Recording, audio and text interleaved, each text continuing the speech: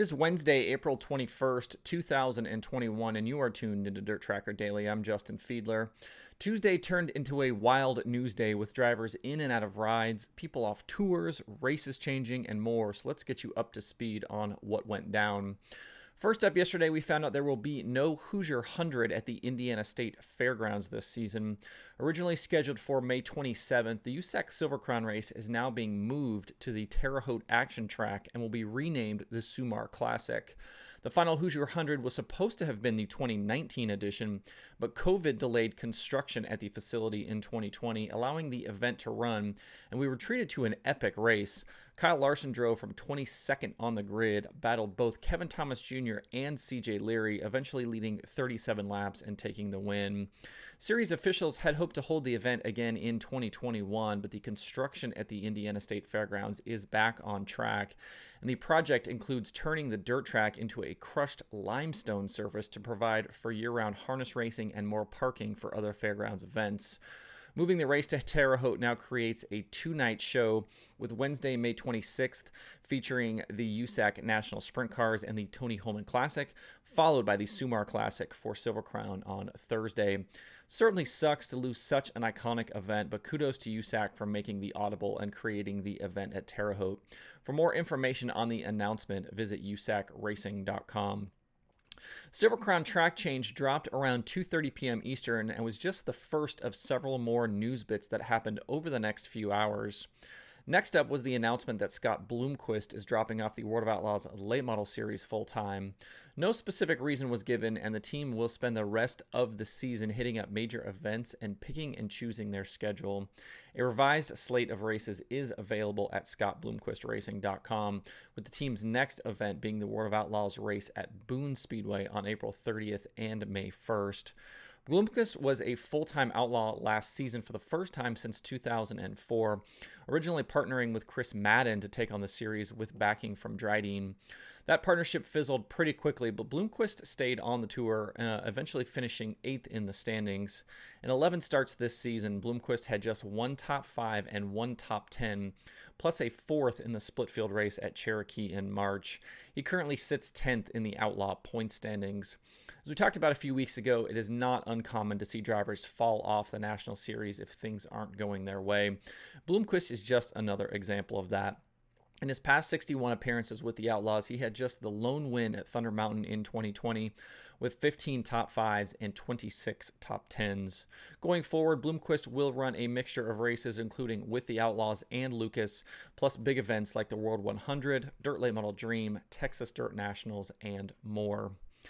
About 35 minutes following the announcement from Bloomquist, Jeremy Elliott and SprintCarUnlimited.com posted breaking news that Brent Marks had decided to leave CJB Racing and their full-time campaign for the All-Star Championship. For a lot of us, the move was quite stunning, as Marks was viewed as a possible favorite for the All-Star title. Marks told Elliott that a conflict had flared up between the team and Marks' sponsors surrounding the debut of the team's second car over this past weekend with Paul McMahon at the wheel. CJB's Barry Jackson said both cars were brand new with fresh engines, but someone was unhappy about the configuration of one versus the other.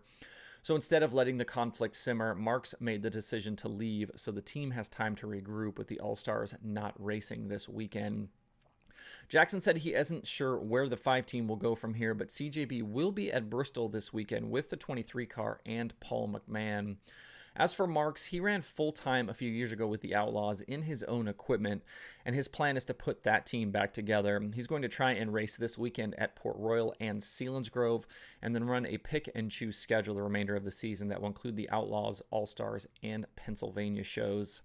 It's a shame things went sideways, as Marks currently sits 5th in the All-Star standings, just 46 points behind leader Justin Peck.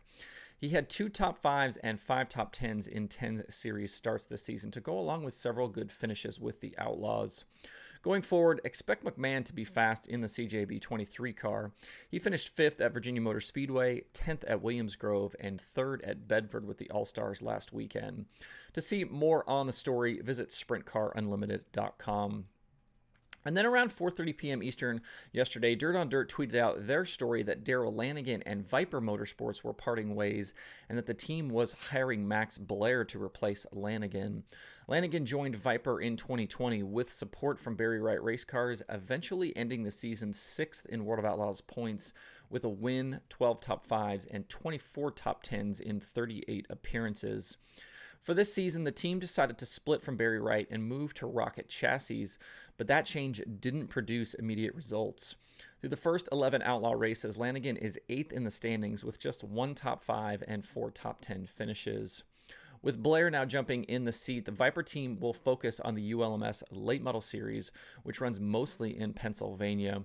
Blair has been the series champion there each of the last 3 years. We don't yet know what is next for Lanigan, who is a 3-time World of Outlaws champion.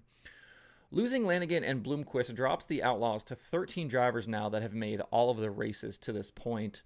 Those drivers are Brandon Shepard, Kyle Strickler, Chris Madden, Kyle Bronson, Tyler Bruning, Ricky Weiss, Dennis Erb Jr., Cade Dillard, Ryan Gustin, Boom Briggs, Shane Clanton, Brent Larson, and Blake Spencer.